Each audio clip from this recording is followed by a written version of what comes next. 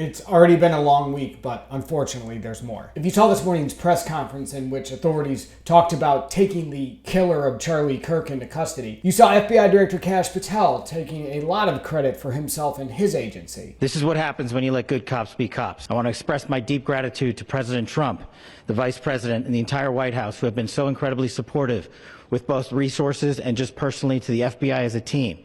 They had our backs the entire way. In 33 hours, we have made historic progress for Charlie. Let's set aside for a moment the fact that the biggest reason why this guy's been arrested and is in custody right now is because his family turned him in. Not necessarily because of incredible work by law enforcement like the FBI. I want to talk about the unprecedented nature of the FBI director flying out to an active investigation to stand around at a press conference last night, Thursday night, and to get up there today and thank the president and do all the other stuff Patel did, which included a minute-by-minute almost recreation of his and Deputy Director Dan Bongino's presence in Utah. The first FBI agents arrived on scene. In 16 minutes, the FBI immediately launched fixed-wing assets. At my direction, the FBI released the first set of FBI photos of the suspect at 10 a.m. Shortly thereafter, the FBI reward of $100,000 was released. Myself and Deputy Director Bongino arrived on the scene at approximately 5:30 p.m.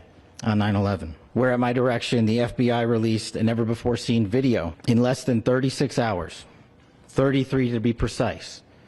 Thanks to the full weight of the federal government, the suspect was apprehended in a historic time period. Probably part of the reason this is happening is because of a bombshell lawsuit that dropped on Wednesday. The lawsuit alludes to turmoil going on within the FBI thanks to the political purge of anyone not completely loyal to President Trump that Bongino and Patel and others have been carrying out for the last 9 months. The lawsuit also details Patel's and Bongino's complete and utter fixation with their social media followings. These guys are really, really online. They're so online that even though they are in charge of the FBI, they're still getting some of their information about what to investigate and who's working within the agency from followers on their social media accounts. I kid you not, this is a real thing. It's in a lawsuit. Apparently, some of Bongino's followers told him that a guy named Steven Jensen had worked on prosecutions of January 6th defendants, which is apparently in the MAGA world very controversial,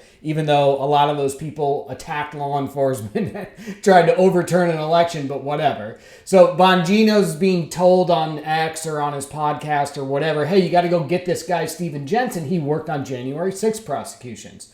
So the lawsuit says he goes to Jensen and says basically, did you work on these prosecutions? And Jensen basically says, yeah, I did.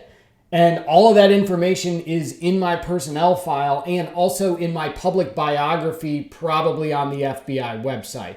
Bongino couldn't be bothered to really look at any of these stuff, apparently because him and Patel are sucked into their phones all the time, thinking about content to produce for social media. Obviously, that's not the job of running the FBI, but Bongino and Patel are so online that they just can't let this stuff go. Jensen goes on to say, and I'm going to read from my notes here because this is a direct quote, that he was so concerned with Bongino's emphasis on creating content for his social media pages that it could risk outweighing more deliberate analyses of investigations. Does that sound like Kash Patel on Wednesday night going on X to say that they had Charlie Kirk's killer in custody and then recanting that 2 hours later? Anyway, to give you a sense of who Jensen is and his two co-plaintiffs, who, again, were purged from the FBI because they essentially wouldn't submit to total fealty to Donald Trump. One of the guys who was fired and is now suing the FBI is Brian Driscoll. Driscoll's 20-year career within the agency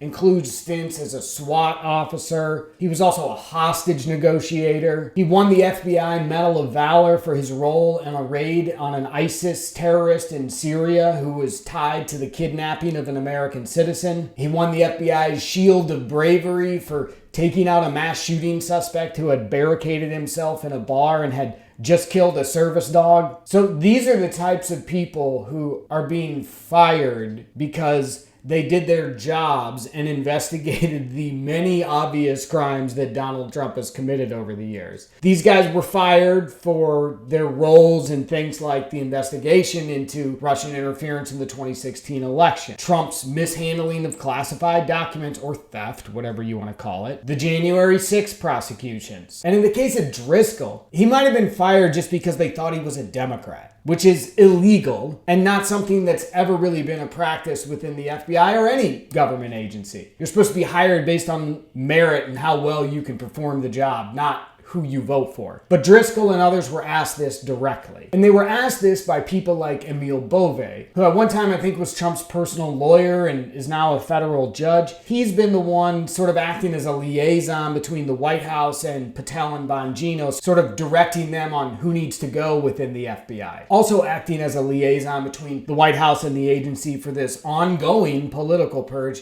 is a 29-year-old guy named Paul Ingrassia. Ingrassia has no previous law enforcement experience, and his work history includes working at a law firm, but he wasn't a lawyer there because he hasn't passed the bar yet. So it's no wonder that Patel wanted to take credit for law enforcement catching Kirk's killer. It's no wonder that him and Bongino flew out to Utah on Thursday night so that they could be there at the ready when the cameras started rolling and when their most important audience member was sitting in the White House watching them on TV. But under Patel and Bongino's leadership, there are very real questions about whether or not the FBI can continue doing its jobs of preventing, investigating crimes, and helping to keep Americans safe. But what this lawsuit alleges, and what continues to be borne out by allegations from ex-FBI agents, is that keeping Americans safe really is no longer the prime directive of the FBI. Because the FBI is being purged of